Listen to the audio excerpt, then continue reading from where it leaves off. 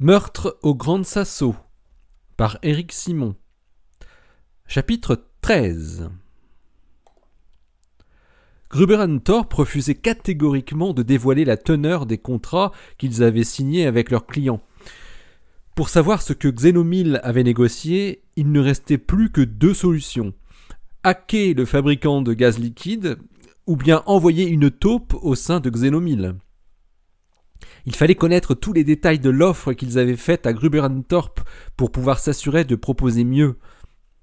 Le fournisseur de matières premières et de gaz liquéfié était un requin dans son genre. Il vendait non seulement aux plus offrants, mais aussi aux premiers arrivés. Mais il faisait aussi le meilleur xénon liquide de la planète, celui qui avait le moins besoin de purification. Comme l'activation des atomes de xénon par le rayonnement cosmique, ainsi que des traces résiduelles d'argon et de krypton, devenait importante lorsque la densité du gaz devenait elle aussi importante, c'est-à-dire lorsqu'il passait de gazeux à liquide, c'était dès cette phase qu'il fallait protéger le liquide nouvellement formé.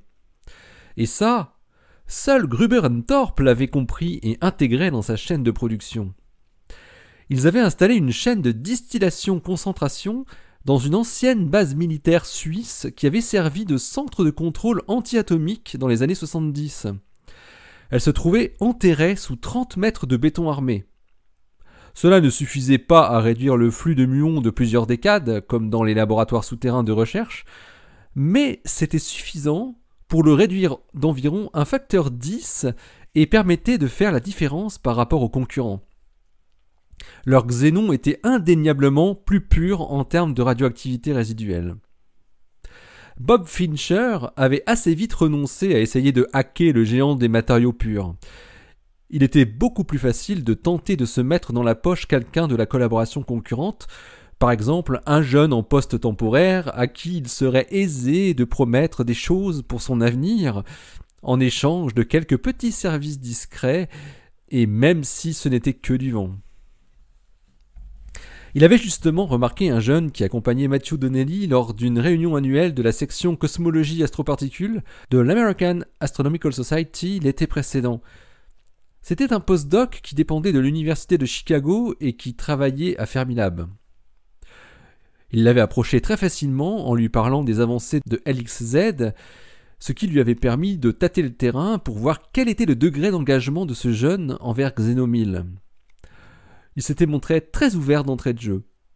Bob l'avait questionné sur son travail de thèse à la manière d'un entretien d'embauche très informel, tout en lui faisant comprendre que son profil pouvait être très intéressant pour LXZ et qu'il pourrait en reparler à l'occasion, tout en restant discret bien évidemment. Quand Bob apprit que Peter Haynes avait travaillé durant sa thèse sous la direction de Giovanna Marci à Columbia, il fut excité d'avoir ferré le bon poisson. Il touchait non seulement au cœur de la question du xénon, mais aussi potentiellement à la tête de Xenomil. Il l'avait recontacté seulement 3 semaines plus tard par téléphone. Peter lui avait précisé qu'il avait encore 1 an et demi à travailler dans Xenomil, mais Bob lui demanda de lui envoyer un curriculum vitae détaillé en prétextant que même si cette opportunité était lointaine, il fallait toujours s'y prendre à l'avance, que les démarches administratives étaient souvent longues et que les premiers arrivés étaient les premiers servis, dans LXZ comme ailleurs. Pour Bob, c'était clair. Il fallait pouvoir lui proposer quelque chose de très attrayant avant que Giovanna Marci ne le fasse, car il était fort probable qu'elle ait l'idée de garder son ancien étudiant après son postdoc. À moins qu'elle n'ait la même idée que lui, et qu'elle essaye de l'envoyer travailler chez LXZ pour récupérer des infos. Mais Bob ne croyait pas au fond de lui que Giovanna soit aussi calculatrice que lui. Bob Fincher connaissait Matthew Donnelly. Il l'avait croisé à de nombreuses reprises lors de congrès et de réunions entre physiciens des astroparticules. Il avait eu l'occasion de l'observer et avait remarqué qu'il ne se séparait jamais de sa clé USB qu'il portait souvent autour du cou quand elle n'était pas enfichée dans un laptop. Il s'était douté qu'il y gardait précieusement ses secrets, ce que lui avait confirmé Peter innocemment. Il se demandait encore pourquoi Donnelly n'avait pas accepté leur proposition de rejoindre LXZ et avait préféré la manip de Marci. Il lui avait pourtant offert un rôle en or au sein de la collaboration. Il aurait été bombardé responsable de l'ensemble du développement de la chambre à projection temporelle, pour ainsi dire, le cœur de l'expérience. Cela avait été très vite. Quand Bob Fincher avait demandé à Peter Haynes de bien vouloir lui rendre un grand service en copiant le contenu de la clé USB de Donnelly, mais juste ce qui concernait la fourniture de Xenon, bien sûr, pas autre chose, Peter s'était exécuté sans la moindre hésitation. C'était 6 mois après leur première entrevue. Peter partageait le même appartement de l'INFN avec Matthew Donnelly et John Kisco quand ils travaillaient au Grand Sasso sur le purificateur.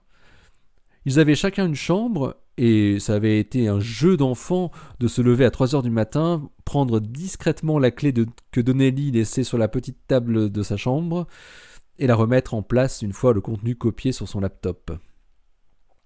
Peter avait copié tout le contenu sans trier pour faire au plus vite. Ce n'est que le lendemain soir qu'il s'était plongé dans les gigaoctets de données et les milliers de fichiers pour trouver les informations sur les fournisseurs de Xenon à même d'intéresser Fincher.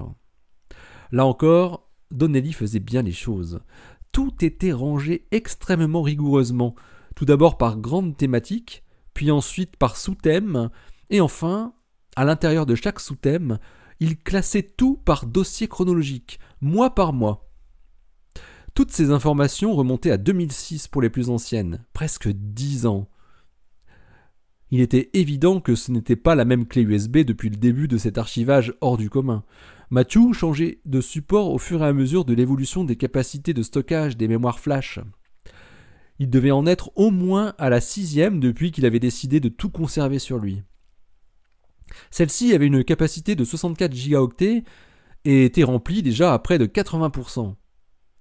Il devait certainement bientôt en changer, surtout que des plus grosses existaient déjà en magasin. Peter avait transmis tout le dossier intitulé « Fournisseur gaz » après l'avoir zippé, en le déposant sur le serveur FTP que Fincher lui avait indiqué. Il avait reçu dans l'heure suivante un mail très sympa de Bob Fincher lui-même, le remerciant chaleureusement et lui disant que le partage des informations commerciales exclusives de Gruber & Thorpe bénéficierait à tous les utilisateurs de Xenon en provoquant à terme une baisse des prix. Il s'était écoulé un peu moins d'un mois après ce premier transfert de données quand Bob Fincher recontacta Peter, cette fois-ci au téléphone, pour lui demander s'il pouvait lui expliquer comment fonctionnait le dernier né des purificateurs isotopiques conçus par Matthew Donnelly. Bien évidemment, Peter ne pouvait pas expliquer dans les détails au téléphone toutes les subtilités de leur nouvel équipement. Et il proposa alors le plus simplement du monde de lui envoyer des documents qui pourraient lui permettre d'en savoir plus sur le fonctionnement du purificateur. Il avait encore tout sur son laptop. Bob Fincher eut du mal à retenir un cri de joie en entendant les paroles du jeune chercheur. Il était ainsi prêt à lui fournir leurs secrets de fabrication sans qu'il n'ait eu besoin de les lui demander explicitement. C'était au-delà de ses espérances. Peter fit du zèle. Il archiva et zippa de très volumineux dossiers sur le purificateur et les envoya à Fincher via le même serveur FTP qu'il avait utilisé peu de temps auparavant. Il ressentait une certaine fierté à partager ce qu'ils avaient réussi à faire en matière de purification isotopique. Il se disait que cela participerait certainement à l'image de haute performance qui accompagnerait son curriculum pour le futur poste qui lui était promis chez AXZ. La réponse de Fincher ne se fit pas attendre. Il annonça à Peter que son dossier resterait en haut de la pile des futurs candidats au poste qui allait s'ouvrir. Bob Fincher ne commença à lui évoquer la probabilité de l'obtention du financement pour le poste d'expérimentateur que quelques semaines plus tard. Puis il attendit environ 3 mois pour lui annoncer que des problèmes budgétaires laissaient planer des doutes sur l'ouverture du poste, mais qu'ils étaient encore très confiants car ils avaient des appuis haut placés. Et 2 mois s'écoulèrent encore avant que Bob Fincher dit à Peter que leurs appuis au Department of Energy n'avaient rien pu faire et que le poste ne serait pas ouvert cette année, mais qu'il restait bien sûr bien au chaud dans leur tiroir pour la session de l'année prochaine, où une nouvelle demande de poste serait bien évidemment demandée, et que LXZ serait de toute façon prioritaire face aux autres expériences de physique des astroparticules. Les centaines de fichiers transmis par le jeune Haynes étaient une véritable mine d'or. Fincher n'avait rien partagé avec ses collaborateurs, même les plus proches. Ce qu'il avait entre les mains était fabuleux et lui donnait encore plus de pouvoir, non seulement au sein de la collaboration, mais aussi, bien sûr, sur la concurrence. Giovanna Marcy et Matthew Donnelly avaient signé un contrat très étonnant avec Gruber & Thorpe.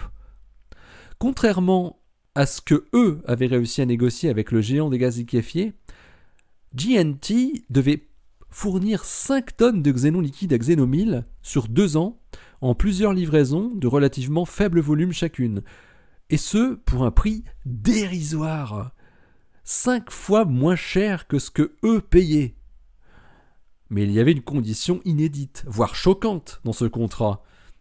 Xenomil devait démontrer l'efficacité de leur ultra-purification avant la fin de l'année et céder les droits de propriété industrielle de ce purificateur à l'industriel. Si cette démonstration n'était pas acquise, tout le contrat de fourniture du gaz devenait caduc. C'était du jamais vu. Xenomil s'était mis dans la main de Gruber & Thorpe en échange de la fourniture de presque toute la production de xénon pur du monde à un prix cassé. Fincher tremblait quand il avait lu les termes du contrat. Il se disait que Giovanna Marcy avait joué avec le feu et venait certainement de se brûler les doigts. Il suffisait que le purificateur de Donnelly ne montre pas toutes ses promesses pour que tout le plan qu'ils avaient élaboré pour accaparer le xénon tombe à l'eau. La pression que devait subir Matthew Donnelly devait être énorme. Ou bien cela voulait dire qu'ils étaient sûrs d'eux et qu'ils étaient en position de force au moment où ils avaient signé cet accord hors norme. Fincher comprenait mieux maintenant les difficultés de production que leur évoquait l'industriel pour leur refuser la fourniture de plusieurs tonnes de xénon tout de suite. Ils avaient déjà réservé 5 tonnes pour Xenomil et devaient leur livrer au fur et à mesure. Il ne restait presque rien pour eux. Les choses étaient devenues rapidement claires pour Fincher. Il fallait tout faire pour que le purificateur de Donnelly n'atteigne pas les performances attendues d'ici à la fin de l'année 2015. Une fois le contrat avec GNT dénoncé, tout pourrait se débloquer et c'est eux qui récupéreraient la production de xénon de GNT, privant de plus Xenomil de gaz pour 1 an ou plus. Cela devait être suffisant pour avancer considérablement, prendre un avantage irréversible sur Xenomil pour la mise en service du détecteur et obtenir des premiers résultats avant eux. Bon, il ne pouvait pas utiliser à nouveau le jeune postdoc pour faire du sabotage. C'était beaucoup trop risqué. Fincher se plongea dans les centaines de documents techniques relatifs au purificateur isotopique et à ses sous-éléments que lui avait transmis Haynes pour essayer de trouver quel était le point faible de l'instrument. C'est là qu'il fallait agir.